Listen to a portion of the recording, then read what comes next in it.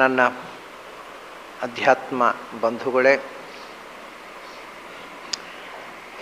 ಋಷಿಗಳು, ಬ್ರಹ್ಮ ಋಷಿಗಳು, ದೇವ ಋಷಿಗಳು, ಮಹರ್ಷಿಗಳು, ಒಟ್ಟಿಗೆ ಬ್ರಹ್ಮ ತೇಜಸ್ಸು ಅವರು ಮಾಡ್ತಕ್ಕಂಥ ವೇದಾಧ್ಯಯನ, ತಪಸ್ಸು, ಯಜ್ಞ ಎಲ್ಲದರ ಬಗ್ಗೆಯೂ ಕೃಷ್ಣ ಹೇಳಿದ. ಅದರಲ್ಲಿ ಯಾವುದು ವಿಶಿಷ್ಟವಾದದ್ದು ಅಂತ. ಇನ್ನು ಮುಂದೆ ಅವನು ಕ್ಷತ್ರ ತೇಜಸ್ಸಿಗೆ ಬರ್ತಾನೆ. ಕ್ಷಾತ್ರದಲ್ಲಿ ಭಗವಂತನ ವಿಶೇಷ ಸನ್ನಿಧಾನ ಇರುವುದು. ಉಚ್ಚೈಶ್ರವಸಮಶ್ವಾನಾಂ ವಿದ್ಧಿ ಮಾಂ ಅಮೃತೋದ್ಭವಂ ಐರಾವತಂ ಗಜೇಂದ್ರಾಣಂ ನರಾಣಾಂಚ ನರಾಧಿಪಂ ಅಂತಂತ. ಒಂದು ಕ್ಷಾತ್ರದಕ್ಕೆ ಮುಖ್ಯವಾಗಿ 4 ಅಂಗಗಳು. ಒಂದು ಕುದುರೆ, ಚತುರಂಗ ಸೇನೆ ಅಂತ ಹಿಂದೆ ಹೇಳ್ತಿದ್ರು. ಈಗ ಅದೆಲ್ಲವೂ ಅರ್ಥಶೂನ್ಯ, ಅವು ಯಾವ ಯುದ್ಧಕ್ಕೂ ಉಪಯೋಗ ಬೀಳೋದಿಲ್ಲ. ಈಗ ಒಂದು ಕಾಲದಲ್ಲಿ ಯುದ್ಧ ಆಗಬೇಕಿದ್ರೆ ಈ 4 ಮುಖಗಳ ಸೇನೆ ತೀರಾ ಅನಿವಾರ್ಯ. ಒಂದು ಕುದುರೆಗಳು, ಆನೆಗಳು, ಅದರ ನಂತರ ಕಾಲಾಳುಗಳು, ಮತ್ತು ಕಾಲಾಳುಗಳ ಸ್ವಲ್ಪ ದೊಡ್ಡವರು ರಥದಲ್ಲಿ ಕೂತು, ಅಂದರೆ ಅದು ಕುದುರೆ ಗಾಡಿಯಲ್ಲಿ ಕೂಡೋದು, ಕುದುರೆ ಗಾಡಿಯಲ್ಲಿ ಕೂಡೋದು ಅಂತ ಇಷ್ಟೇ ವ್ಯತ್ಯಾಸ. ಅಂತೂ ಇವು ಚತುರಂಗ ಸೇನೆ ಅಂತ. ರಥ, ಗಜ, ತುರಗ, ಪದಾತಿ, ಇವು 4 ಅಂಗಗಳು ಸೇರಿ ಒಂದು ಸೇನೆ ಆಗ್ತಿತ್ತು. ಆ ಸೇನೆಯಲ್ಲಿ ತುಕಡಿಗಳು, ಸಣ್ಣ ತುಕಡಿಯಿಂದ ದೊಡ್ಡ ತುಕಡಿ ತನಕ, ಅತ್ಯಂತ ಸಣ್ಣದಕ್ಕೆ ಪತ್ತಿ ಅಂತ ಹೇಳ್ತಿದ್ರು. ಅತ್ಯಂತ ಸಣ್ಣ ತುಕಡಿ ಅಂದರೆ ಅದಕ್ಕೆ ಒಂದು ರಥ, ಒಂದು ಆನೆ, 3 ಕುದುರೆಗಳು, 5 ಕಾಲಾಳುಗಳು ಇರುವ ಸಣ್ಣ ತುಕಡಿ, ಅದಕ್ಕೆ ಪತ್ತಿ ಅಂತ ಹೆಸರು. ಅದೇ ದೊಡ್ಡದಂದರೆ ಅಕ್ಷೌಹಿಣಿ. ಸಣ್ಣದು ಪತ್ತಿ, ದೊಡ್ಡದು ಅಕ್ಷೌಹಿಣಿ.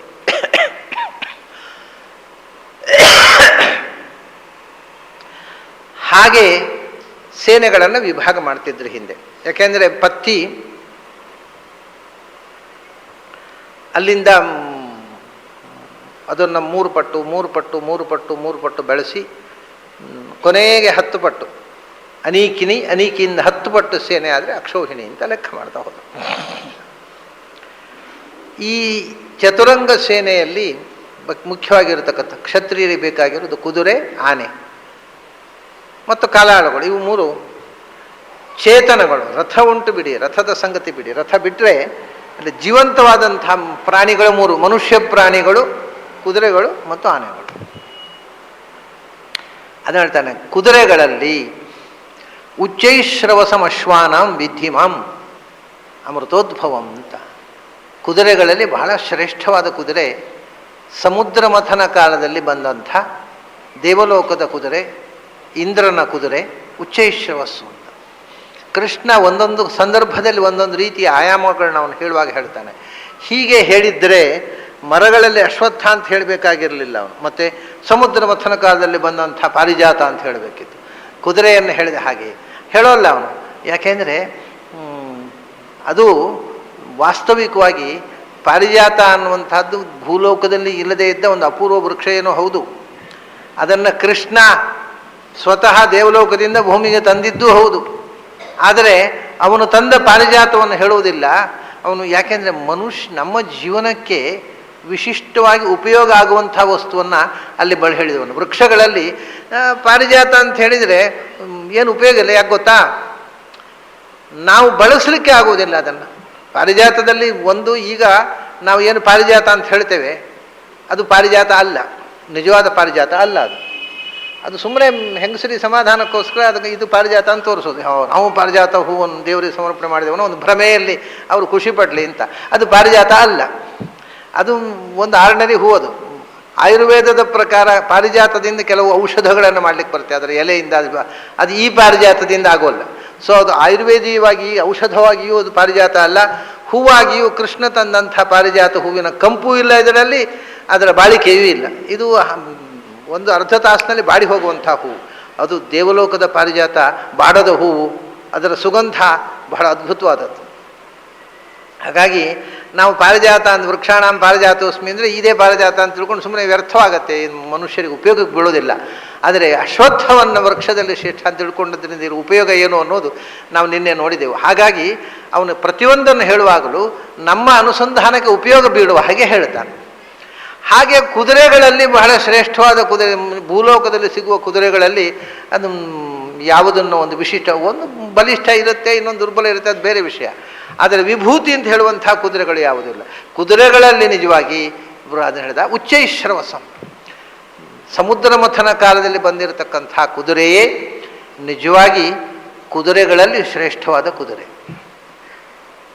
ಅದಕ್ಕೆ ನೋಡಿ, ಕುದುರೆಗೆ ಒಂದು ಹೆಸರು ಸೈಂಧವ ಅಂತ. ಸಂಸ್ಕೃತದಲ್ಲಿ ಕುದುರೆಗೆ ಹೆಸರು ಸೈಂಧವ ಅಂತ. ಸಿಂಧು ದೇಶದಲ್ಲಿ ಒಳ್ಳೆ ಜಾತಿಗೆ ಕುದುರೆಗಳು ಸಿಗ್ತಿತ್ತು ಅಂತ ಕೆಲವರು ಹೇಳ್ತಾರೆ, ಅದರಿಂದ ಸೈಂಧವ ಅಂತ ಹೆಸರು ಬಂತು ಅಂತ. ನಿಜವಾಗಿ ಸೈಂಧವ ಅಂದರೆ, ಸಿಂಧು ಅಂದರೆ ಸಮುದ್ರ, ಸಮುದ್ರದಲ್ಲಿ ಹುಟ್ಟಿದ್ದು ಅಂತ ಅರ್ಥ ಆ ಶಬ್ದಕ್ಕೆ. ಅಂದರೆ ಉಚ್ಚೈಶ್ರವಸ್ಸೆ. ಸೈಂಧವ ಶಬ್ದದ ನಿಜವಾದ ಅರ್ಥ ಸಮುದ್ರದಲ್ಲಿ ಹುಟ್ಟಿದ್ದು ಅಂತ. ಯಾವ ಕುದುರೆಯೂ ಸಮುದ್ರದಲ್ಲಿ ಹುಟ್ಟೋಲ್ಲ. ಅಷ್ಟು ಉಚ್ಚೈಶ್ರವಸ್ಸು ಬಿಟ್ಟು ಇನ್ಯಾವ ಕುದುರೆಯೂ ಸಮುದ್ರದಲ್ಲಿ ಹುಟ್ಟೋಲ್ಲ. ಆದರೆ ಒಳ್ಳೆಯ ಜಾತಿಯ ಕುದುರೆ ಅಂತ ಅನ್ನೋದಕ್ಕೆ ಸಂಸ್ಕೃತದಲ್ಲಿ ಸೈಂಧವ ಅಂತ. ಅಂದರೆ ಮೂಲಭೂತವಾಗಿ ಸೈಂಧವ ಅನ್ನೋ ಶಬ್ದ ಉಚ್ಚೈಶ್ರವಸ್ಸನ ಹೆಸರು, ಸಮುದ್ರದಲ್ಲಿ ಹುಟ್ಟಿದಂಥ ಉಚ್ಚೈಶ್ರವಸ್ಸು. ಅದರ ನಂತರ ಅದರ ಹಾಗೆ ಆಕಾರವೇ ಎಲ್ಲ ಪ್ರಾಣಿಗೂ ಸೈಂಧವ ಅಂತ ಕರೀಲಿಕ್ಕೆ ಪ್ರಾರಂಭ ಮಾಡಿದರೆ ಅಷ್ಟೇ ಹೊರತು ಮೂಲಭೂತವಾಗಿ ಸೈಂಧವ ಅಂದರೆ ಸಮುದ್ರದಲ್ಲಿ ಹುಟ್ಟಿದ ಕುದುರೆ. ಅದಕ್ಕೆ ಹೇಳಿದ ಕೃಷ್ಣ, ಉಚ್ಚೈಶ್ರವಸಮಶ್ವಾನಾಂ ವಿದ್ಧಿಮಾಂ, ಕುದುರೆಗಳಲ್ಲಿ ನನ್ನ ವಿಶೇಷ ವಿಭೂತಿ ಇರುವುದು ಆ ಉಚ್ಚೈಶ್ರವಸ್ಸಿನಲ್ಲಿ. ಆ ಕುದುರೆಯಲ್ಲಿ ನಾನು ಉಚ್ಚೈಶ್ರವಸ್ಸು ಅನ್ನೋ ಹೆಸರಿನಲ್ಲೇ ವಾಸವಾಗಿದ್ದೇನೆ. ಉಚ್ಚೈಶ್ರವಸ್ಸು ಅಂದರೆ ಒಂದು ಅರ್ಥ ನಿಡಿದಾದ ಕಿವಿ ಉಳ್ಳದ್ದು ಅಂತ. ಅದು ಜಾತ್ಯಶ್ವದ ಒಂದು ಲಕ್ಷಣ. ಹಾಗಾಗಿ ನೀವು ಒಂದು ಮಾಡಬಹುದು, ಉಚ್ಚೈಶ್ರವಸ್ಸು ಅಂತಂದರೆ ಭೂಮಿಯಲ್ಲಿರುವ ಕುದುರೆಗಳಲ್ಲಿಯೂ ಕೃಷ್ಣನ ವಿಶೇಷ ಸನ್ನಿಧಾನ ಇರುವ ಕುದುರೆ ಯಾವುದು ಅಂದರೆ ಯಾವುದಕ್ಕೆ ನಿಡಿದಾದ ಕಿವಿ ಇದೆಯೋ ಅದು. ಕುದುರೆಗಳಲ್ಲಿ ಬಹಳ ದೊಡ್ಡ ಲಕ್ಷಣ ಅದು. ಜೋಲು ಕಿವಿ ಇರಬಾರದು, ನಿಡಿದಾದ ಕಿವಿ ಇರಬೇಕು. ಅದು ಬಹಳ ದೊಡ್ಡದಾಗಿ ಎರಡು ಕಿವಿ ನಿಮಗೆ ಮುಖದಲ್ಲಿ ಎದ್ದು ಕಾಣಬೇಕು. ಹೇಗೆ ಆನೆಗಳಿಗೆ ಟಸ್ಕ್, ದಾಡೆ ಮತ್ತು ಆನೆಗಳಿಗೆ ಲಕ್ಷಣವಾದ ಆನೆಗಳಿಗೆ ಮತ್ತು ಸಾಮಾನ್ಯ ಆನೆಗಳ ವ್ಯತ್ಯಾಸ ಏನು ಗೊತ್ತಾ? ಹೀಗಿರ್ತದೆ, ಅದು ಬೆನ್ನು ಎತ್ತರ, ತಲೆ ಕೆಳಗಿರ್ತದೆ. ಹೀಗೆ ಸಾಮಾನ್ಯ ಆನೆಗಳದ್ದು. ಲಕ್ಷಣವಾದ ಆನೆ ಬೆನ್ನಿಗಿಂತ ತಲೆ ಎತ್ತರದಲ್ಲಿರ್ತದೆ. ಇಲ್ಲದೇ ಇದ್ದರೆ ಹೀಗೆ ಅದು ಸ್ಲೋಪ್, ಬೆನ್ನಿನ ಭಾಗದಲ್ಲಿ ಎತ್ತರ, ತಲೆ ಭಾಗಕ್ಕೂರುವ ಸ್ಲೋಪ್ ಇರುತ್ತೆ. ಸಾಮಾನ್ಯ ಆನೆಗಳು ಅಂಥವು ತಲೆ ಎತ್ತರವಾಗಿದ್ದರೆ ಅದು ಒಳ್ಳೆಯ ಜಾತಿ ಆನೆ. ಹಾಗೆ ಕಿವಿ ದೊಡ್ಡದಾಗಿ ನೆಟ್ಟಗೆ ನಿಂತಿರತಕ್ಕಂಥ ಅದು ಬೃಹತ್ ಕರ್ಣ, ಅದು ಒಳ್ಳೆಯ ಜಾತಿಯ ಕುದುರೆ. ಅದರಿಂದ ಕುದುರೆಗಳಲ್ಲಿ ನಾವು ಇಲ್ಲಿಯೂ ಯಾವುದು ಉಚ್ಚೈಶ್ರವಸ್ಸೋ ಅದು ಒಳ್ಳೆಯದು. ಅದೇ ಕೃಷ್ಣ ಅದನ್ನು ಹೇಳೋದಲ್ಲ. ಯಾಕೆಂದರೆ ಅದಕ್ಕೆ ಹೇಳಿದ ಕಡೆಗೆ ಉಚ್ಚೈಶ್ರವಸ್ಸು ಒಂದು ಕಿವಿ ನೆಟ್ಟಗಿರುವಂತಹ ದೊಡ್ಡ ಕಿವಿಯ ಕುದುರೆ ಯಾವುದಂತ ಹುಡ್ಕೊಂಡು ಹೋಗಬೇಡಿ ಎಂದು ಅಮೃತೋದ್ಭವಂ ಅಂತ ಹೇಳಿದ. ಅಮೃತ ಸಮುದ್ರದಲ್ಲಿ ಹುಟ್ಟಿದ ಉಚ್ಚೈಶ್ರವಸ್ಸು ನಾನು ಹೇಳ್ತಾ ಇರೋದು ನಿಮ್ಮ ಊರಲ್ಲಿರುವ ಕಿವಿ ನೆಟ್ಟಗಿರುವಂಥದ್ದಲ್ಲ ಅಂತ. ಅದು ಕುದುರೆಗಳಿಗಿಂತಲೂ ಚಾಡಿ ಸುದ್ದಿ ಕೇಳುವಾಗ ಮನುಷ್ಯರ ಕಿವಿ ಬಹಳ ಬೇಗ ನೆಟ್ಟಗಾಗತ್ತೆ. ಅದನ್ನ ಅಂಥ ಉಚ್ಚೈಶ್ರವಸ್ಸುಗಳು ಮನುಷ್ಯರೇ ಜಾಸ್ತಿ ಕುದುರೆಗಳಿಗೆ ಆ ಬುದ್ಧಿ ಇಲ್ಲ, ಚಾಡಿ ತರಳೆ ಬುದ್ಧಿ ಇಲ್ಲ. ಮನುಷ್ಯರಿಗೆ ಇನ್ಯಾರ್ದಾದ್ರೂ ಅವ್ರು ಹಾಗಂತೆ ಇವರು ಹೀಗಂತೆ, ಹೌದಾ, ಕೂಡಲೇ ನೆಟ್ಟಗಾಗಿ ಆಯ್ತು ಕಿವಿ. ಅದಕ್ಕೆ ಅದು ಅಲ್ಲೇ ಅಲ್ಲ, ಈ ಭೂಮಿಯಲ್ಲಿರುವ ಉಚ್ಚೈಶ್ರವಸ್ಸನ್ನು ಹೇಳ್ತಾ ಇರೋದು ನಾನು ಅಮೃತೋದ್ಭವಂ ಅಂತ. ಅಮೃತೋದ್ಭವಂ ಅಂದರೆ ವಿಚಿತ್ರ, ಅಮೃತದಲ್ಲಿ ಹುಟ್ಟಿದ್ದಲ್ಲ. ಕೃಷ್ಣ ಹೇಳ್ತಾನೆ ಅಮೃತೋದ್ಭವ ಅಂತ. ಅಮೃತದಲ್ಲಿ ಹುಟ್ಟಿದ್ದು, ಅಮೃತದ ಹುಟ್ಟಿದ್ದಲ್ಲ, ಅಮೃತದ ಜೊತೆಗೆ ಹುಟ್ಟಿದ್ದು. ಅಮೃತೇನ ಸಹ ಉದ್ಭವ, ಅಮೃತದ ಜೊತೆಗೆ ಹುಟ್ಟಿದ್ದು. ಮತ್ತೆ ಅಮೃತ ಅಂದರೆ ಅಮೃತದ ಸೃಷ್ಟಿಗೆ ಕಾರಣವಾಗಿರತಕ್ಕ ಸಮುದ್ರ, ಅದರಲ್ಲಿ ಹುಟ್ಟಿದ್ದು. ಹೀಗೆ ಅಮೃತೋದ್ಭವ ಅನ್ನೋದಕ್ಕೆ ಎರಡು ಅರ್ಥ. ಅಮೃತಕ್ಕೆ ಕಾರಣವಾದಂಥ ಕಡಲನ್ನು ಅಮೃತ ಅಂತ, ಕಾರ್ಯಕಾರಣಯೋ ಒಂದು ರೀತಿಯಿಂದ ಅಭೇದೋಪದೇಶ. ಅಮೃತದ ಉತ್ಪತ್ತಿಗೆ ಕಾರಣವಾದ ಅಮೃತ, ಅಮೃತ ಅಂದರೆ ನೀರು ಅಂತ ಅರ್ಥ. ಕಡಲು ಅದು ಅಮೃತ ಉದಧಿ ಅಂತ ಹೇಳ್ತೇವಲ್ಲ, ಅಮೃತ ಅಂದರೆ ನೀರು ಅಂತ ಅರ್ಥ, ಅಮೃತ ಅಂದರೆ ಸುಧಾ, ನೆಕ್ಟರ್ ಅನ್ನುವುದು ಅರ್ಥ. ಹಾಗಾಗಿ ಅಮೃತದ ಉತ್ಪತ್ತಿಗೆ ಕಾರಣವಾದ ಅಮೃತ ಉಂಟಲ್ಲ, ಆ ಅಮೃತ ಉದಧಿ, ಆ ನೀರಿನ ಒಂದು ಜಲಾಶಯ, ಅದರಲ್ಲಿ ಹುಟ್ಟಿದ್ದು ಮತ್ತು ಅಮೃತದ ಜತೆಗೆ ಹುಟ್ಟಿದ್ದು. ಅಮೃತೇನ ಸಹ ಉದ್ಭವತಿ. ಅಂಥ ಕೃಷ್ಣನಿಗೂ ಉಚ್ಚೈಶ್ರವಾಹ ಅಂತ ಹೆಸರು. ಯಾಕೆ ಅಂದರೆ ಶ್ರವಸ್ಸು ಅಂದರೆ ಸಂಸ್ಕೃತದಲ್ಲಿ ಕೀರ್ತಿ ಅಂತ ಅರ್ಥ. ಶ್ರವಸ್ಸು ಅಂದರೆ ಸಂಸ್ಕೃತದಲ್ಲಿ ಜ್ಞಾನ ಅಂತ ಅರ್ಥ. ಶ್ರವಸ್ಸು ಅಂದರೆ ಸಂಸ್ಕೃತದಲ್ಲಿ ಕರ್ಮ ಅಂತ ಅರ್ಥ. ಉಚ್ಚೈಶ್ರವಸ್ಸು ಅಂದರೆ ಬೃಹತ್ ಕೀರ್ತಿ, ಮಹಾಕೀರ್ತಿ, ಜಗತ್ತಿನಲ್ಲಿ ಎಲ್ಲೆಡೆ ಹಬ್ಬಿದ ಪ್ರಖ್ಯಾತನವಾಗಿರತಕ್ಕಂಥ ಕೀರ್ತಿಶಾಲಿ ಆದವನು ಅಂತ. ದೇವರಲ್ಲದೆ ಇನ್ಯಾರು? ಆಮೇಲೆ ಉಚ್ಚೈಶ್ರವಾಹ, ಶ್ರವಸ್ಸು ಅಂದರೆ ಶ್ರವಣದಿಂದ ಬಂದಿರತಕ್ಕಂಥ ಜ್ಞಾನ. ಉಚ್ಚೈಶ್ರವಾಹ ಎಲ್ಲ ಜ್ಞಾನಗಳಿಗಿಂತ ದೊಡ್ಡ ಜ್ಞಾನ ಆಮ್ನಿಷಿಯಂಟ್ ಆಗಿರತಕ್ಕ ಭಗವಂತಳದೆ ಇನ್ಯಾರು. ಶ್ರವಸ್ಸು ಅಂದರೆ ಕರ್ಮ, ಉಚ್ಚೈಶ್ರವಾಹ ಅಂದರೆ ಮಹಾಕರ್ಮ, ಮಹಾಕೃತು, ಮಹಾಯಜ್ವ, ಮಹಾಕರ್ಮ, ಇದೆಲ್ಲ ದೇವರ ಹೆಸರು. ಹೀಗೆ ನಾನು ಮಹಾಕರ್ಮವನ್ನು ಮಾಡುವವನಾಗಿ, ಮಹಾಜ್ಞಾನಿಯಾಗಿ, ಮಹಾಕೀರ್ತಿಶಾಲಿಯಾಗಿ ಉಚ್ಚೈಶ್ರವಸ್ಸು ಅಂತ ಹೆಸರು ನನ್ನ ಹೆಸರು. ಜನರು ಕುದುರೆಗೂ ಹೇಳ್ತಾರೆ, ಮುಖ್ಯವಾದ ಅರ್ಥವನ್ನು ಬಿಟ್ಟು ಅಮುಖ್ಯ ಅರ್ಥ ಹೇಳೋದೇ ಚಾಳಿ ಜನರದ್ದು. ಅದರಿಂದ ನನ್ನನ್ನು ಉಚ್ಚೈಶ್ರವಾಹ ಅನ್ನೋ ಶಬ್ದದ ನಿಜವಾದ ಅರ್ಥ ಇರೋದು ನನ್ನನ್ನು ಹೇಳೋದು. ಹೇಳಿ ಕಡೆ ಕುದುರೆಯನ್ನು ಉಚ್ಚೈಶ್ರವಾಹ ಅಂತಾರೆ. ಅದು ನಮ್ಮ ಬುದ್ಧಿ ನೋಡಿ. ಅದಕ್ಕೆ ನಾನು ಇದಕ್ಕಿಂತಲೂ ಒಳ್ಳೆಯ ಒಂದು ಉದಾಹರಣೆ ಇದೆ. ಮನುಷ್ಯನ ಒಳ್ಳೆಯ ಶಬ್ದವನ್ನು ಕೆಟ್ಟ ಅರ್ಥದಲ್ಲಿ ಬಳಸುವಂಥ ಒಂದು ಚಾಳಿ ಮನುಷ್ಯ ಜಾಯಮಾನ. ಅದು ಮಂಡೂಕ ಅಂತ ಶಬ್ದ, ಶುನಕ ಅಂತ ಶಬ್ದ. ಶುನಕ ನಮಗೇನು ಶುನಕ ಅಂದರೆ ನಾಯಿ, ಮಂಡೂಕ ಅಂದರೆ ಕಪ್ಪೆ. ಅದು ಎಷ್ಟು ಒಳ್ಳೆಯ ಶಬ್ದ ಗೊತ್ತಾ. ಶುನಕ ಅಂದರೆ ಜ್ಞಾನಿ ಅಂತ ಅರ್ಥ, ವಾಯುದೇವರು ಅಂತ ಅರ್ಥ. ಆದರೆ ನಮಗೆ ಶುನಕ ಅಂತ ಕೇಳಿದಾಗ ವಾಯುದೇವರು ಅನ್ನೋ ಅರ್ಥ ಬರೋದಿಲ್ಲ, ಜ್ಞಾನಿ ಅಂತ ಅರ್ಥ ತಲೆಗೆ ಬರೋದಿಲ್ಲ. ಮತ್ತು ನಾಯಿ ಕೂಡಲೇ ತಲೆಗೆ ಬರುತ್ತೆ. ನಮ್ಮ ತಲೆಯೊಳಗೆ ತುಂಬಿರೋದು ನಾಯಿಗಳೇ ಹೊರತು ವಾಯುದೇವರು ಜ್ಞಾನ ಅಲ್ಲ. ಹಾಗೆ ಮಂಡೂಕ ಅಂತಂದರೆ ಹಿಂದಿನ ಕಾಲದ ಋಷಿಗಳು ನೋಡಿ ಮಕ್ಕಳಿಗೆ ಶುನಕ ಮಂಡೂಕ ಅಂತ ಹೆಸರಿಡ್ತಿದ್ರು. ಯಾಕೆಂದರೆ ಅವ್ರಿಗೆ ಒಳ್ಳೆ ಅರ್ಥ ಹೊಳಿತಿತ್ತು, ನಮ್ಗೆ ಕೆಟ್ಟ ಅರ್ಥ ಹೊಳೆಯೋದು. ಮಂಡೂಕ ಅಂದರೆ ಮಂಡ ಅಂದರೆ ಮಂಡನ, ಊಕ ಅಂದರೆ ರಕ್ಷಣೆ. ಯಾವುದು ನಮ್ಮ ಬದುಕಿಗೆ ಮಂಡ ಅಂದರೆ ಆರ್ನಮೆಂಟ್, ಅಲಂಕಾರ, ಯಾವುದು ಜ್ಞಾನ, ಜ್ಞಾನವೇ ಮಂಡ. ಅದರಿಂದ ಊಕ ಅಂದರೆ ರಕ್ಷಣೆ. ಜ್ಞಾನದ ಬಲದಿಂದ ಸುರಕ್ಷಿತನಾಗಿರುವವ ಮಂಡೂಕ. ಕಪ್ಪೆಯ ಆದರೆ ನಮಗೆ ಅರ್ಥ ಆಗೋದು ಕಪ್ಪೆ. ಮಂಡೂಕ ಅಂದರೆ ಕಪ್ಪೆ. ಈ ನಿಜವಾದ ಅರ್ಥ ಹಿಂದಿನ ಋಷಿಗಳಿಗೆ ಗೊತ್ತಿತ್ತು. ಹಾಗಾಗಿ ಅವರು ಋಷಿಗಳು ಮಕ್ಕಳಿಗೆ ಶುನಕ, ಶೌನಕ, ಮಂಡೂಕ, ಮಾಂಡೂಕೇಯ ಇವೆಲ್ಲ ಋಷಿಗಳು, ವೇದಕಾಲದ ಋಷಿಗಳು ತಮ್ಮ ಮಕ್ಕಳಿಗೆ ಹೆಸರಿಡ್ತಿದ್ರು. ಅವರಿಗೆ ಅದರಿಂದ ಒಳ್ಳೆಯ ಅರ್ಥ. ಯಾಕೆಂದರೆ ಮೂಲತಃ ಎಲ್ಲ ಹೆಸರು ದೇವರ ಹೆಸರು. ಅದರ ಒಳ್ಳೆಯ ಮುಖವನ್ನು ತಗೊಂಡು ಇದು ನೋಡಿ, ಸಂಸ್ಕೃತ ಭಾಷೆಗೆ ಮತ್ತು ನಮ್ಮ ವ್ಯವಹಾರದಲ್ಲಿ ನಾವು ಬಳಸುವಂಥ ಒಂದು ರೀತಿಗೆ ಇರತಕ್ಕ ವ್ಯತ್ಯಾಸ. ಸಂಸ್ಕೃತದಲ್ಲಿ ಕೆಟ್ಟ ಅರ್ಥದಲ್ಲಿ ಇರುವ ಶಬ್ದವನ್ನು ಕೂಡ ಒಳ್ಳೆಯ ಅರ್ಥದಲ್ಲಿ ಇದೆ. ಶುನಕ ಅನ್ನೋಕ್ಕೆ ನಾಯಿ ಅಂತ ಅರ್ಥ ಇದೆ, ಸಂಸ್ಕೃತದಲ್ಲಿಯೂ ಇದೆ. ಅದು ಬರೀ ನಮ್ಮ ಆಡು ಮಾತಿನಿಂದ ಬಂದ ಅರ್ಥ ಅಲ್ಲ. ಮಂಡೂಕ ಅಂತ ಕಪ್ಪೆ ಅನ್ನೋದು ನೀವು ಡಿಕ್ಷನರಿ ತೆಗೆದರೆ ಕಪ್ಪೆ ಅಂತೂ ಅರ್ಥ ಇದೆ. ಆದರೆ ಋಷಿಗಳು ಅದರ ಒಳ್ಳೆಯ ಅರ್ಥವನ್ನು ತಗೊಂಡು, ಯಾಕೆಂದರೆ ಮೂಲತಃ ಈಗ ಹರಿ ಅಂತ ಅನ್ನೋ ಶಬ್ದ, ಮಂಡೂಕ ಶಬ್ದ ಹಾಗೆ. ಹರಿ ಅಂದರೆ ಏನು? ಹರಿ ಅಂದರೆ ವಿಷ್ಣು ಅಷ್ಟೇ ಅಲ್ಲ. ಹರಿ ಅನ್ನೋದು ಕಪ್ಪೆ ಅಂತ ಅರ್ಥ ಇದೆ ಸಂಸ್ಕೃತದಲ್ಲಿ. ಮಂಡೂಕದ ಹಾಗೆ ಅದು. ಹರಿ ಅಂದರೆ ಕಪ್ಪೆಯೂ ಹೌದು, ವಿಷ್ಣು ಹೌದು. ಮಂಡೂಕ ಅಂದರೆ ಕಪ್ಪೆಯೂ ಹೌದು, ವಿಷ್ಣು ಹೌದು. ಕೆಲವು ನಾವು ವಿಷ್ಣುವಿನಲ್ಲೇನೋ ಉಳಿಸಿಕೊಂಡಿದ್ದೇವೆ, ಇದು ಮರೆತು ಬಿಟ್ಟಿದ್ದೇವೆ. ಹಾಗಾಗಿ ಋಷಿಗಳು ಎಲ್ಲ ಹೆಸರು ಮೂಲತಃ ದೇವರ ಹೆಸರು. ಅದನ್ನು ಕೆಟ್ಟ ಅರ್ಥದಲ್ಲಿ ಬಳಸಿ ಆ ಹೆಸರನ್ನು ಹಾಳು ಮಾಡಬಾರ್ದು, ಒಳ್ಳೆಯ ಅರ್ಥದಲ್ಲಿ ಬಳಸುವಂಥ. ಮಂಡೂಕ ಅಂತ ಮಕ್ಕಳಿಗೆ ಹೆಸರಿಡ್ತಿದ್ರು, ಶುನಕ ಅಂತ ಮಕ್ಕಳಿಗೆ ಹೆಸರಿಡ್ತಿದ್ರು, ಶೌನಕ ಅಂತ ಮಕ್ಕಳಿಗೆ ಹೆಸರು, ಮಾಂಡೂಕೇಯ ಎಲ್ಲ ಮಕ್ಕಳಿಗೆ ಹೆಸರಿಡ್ತಿದ್ರು. ಹೀಗೆ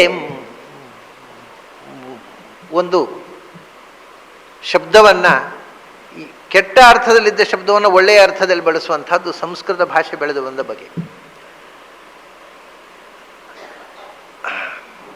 ತುಂಬ ಇಂಥ ಪ್ರಯೋಗಗಳಿದೆ ಸಂಸ್ಕೃತದಲ್ಲಿ.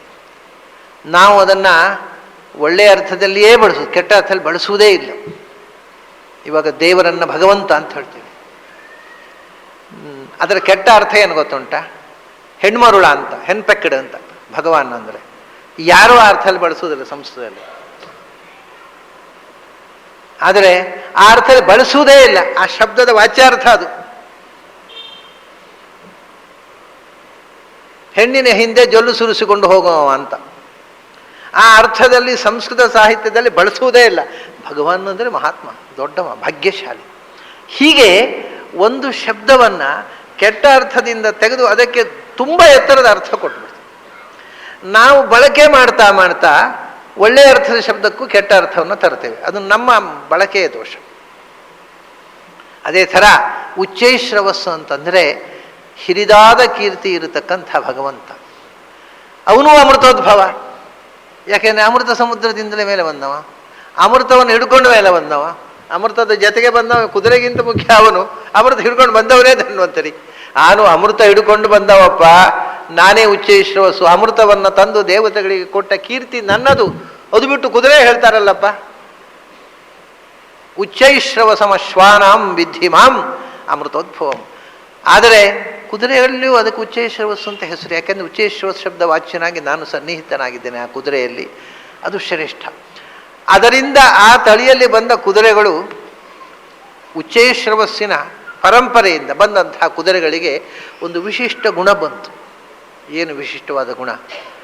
ಮನುಷ್ಯನಲ್ಲಿ ಇಲ್ಲದೇ ಇರತಕ್ಕಂಥ ಒಂದು ವಿಶಿಷ್ಟವಾದ ಗುಣ ಏನು ಅಂದರೆ ಕೃತಜ್ಞತೆ, ಗ್ರ್ಯಾಟಿಟ್ಯೂಡ್, ಗ್ರೇಟ್ಫುಲ್ನೆಸ್.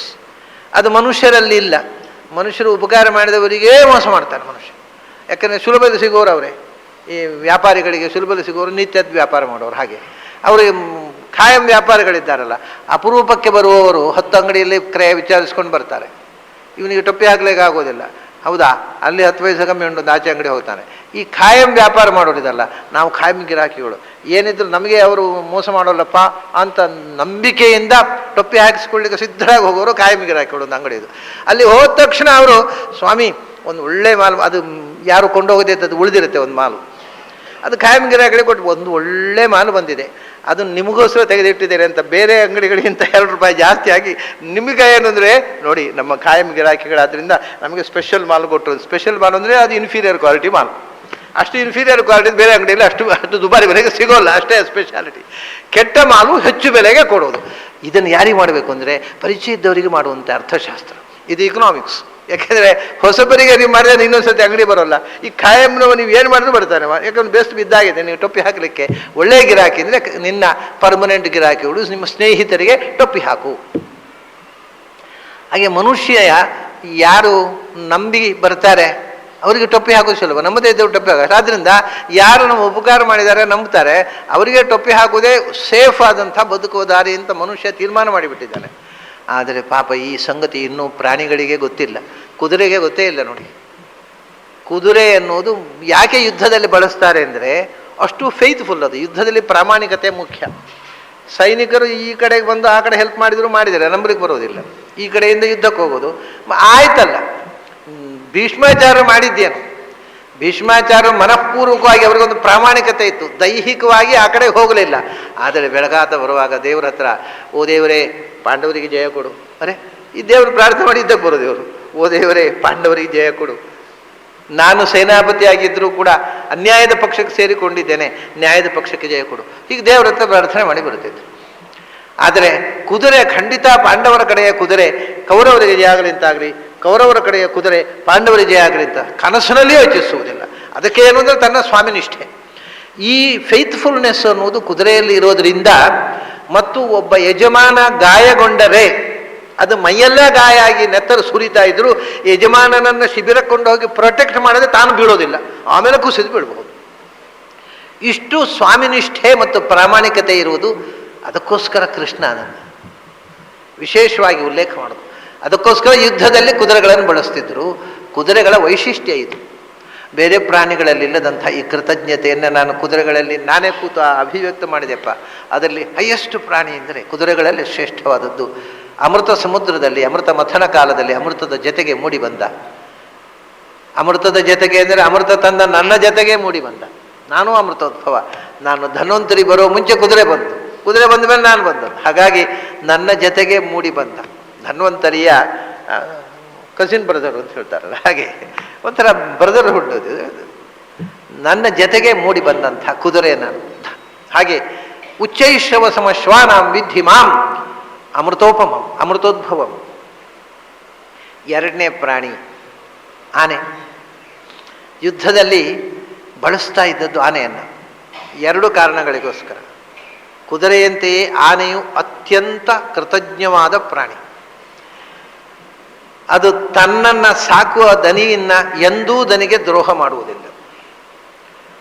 ಎರಡನೇದ್ದು, ಆನೆಯಂಥ ಬಲಿಷ್ಠ, ಯುದ್ಧದಲ್ಲಿ ಬೇಕಾಗುವುದು ಬಲ. ಆನೆಯಂತಹ ಬಲಿಷ್ಠವಾದಂಥ ಇನ್ನೊಂದು ಪ್ರಾಣಿ ನಮಗೆ ಪ್ರಪಂಚದಲ್ಲಿ ಯುದ್ಧಕ್ಕೆ ಬಳಸಲು ಸಿಗುವಂಥದ್ದು. ಪ್ರಾಣಿಗಳಲ್ಲಿ ಅತ್ಯಂತ ಬಲಿಷ್ಠವಾದ ಪ್ರಾಣಿ, ಅಷ್ಟು ಬಲ ಇದ್ದು ಕೂಡ ತನ್ನ ಬಲದ ಸರ್ವಸ್ವವನ್ನು ತನ್ನ ಯಜಮಾನನಿಗೋಸ್ಕರ ಧಾರೆ ಎರೆಯುವ ಪ್ರಾಣಿ, ಸ್ವಾರ್ಥ ಇಲ್ಲ.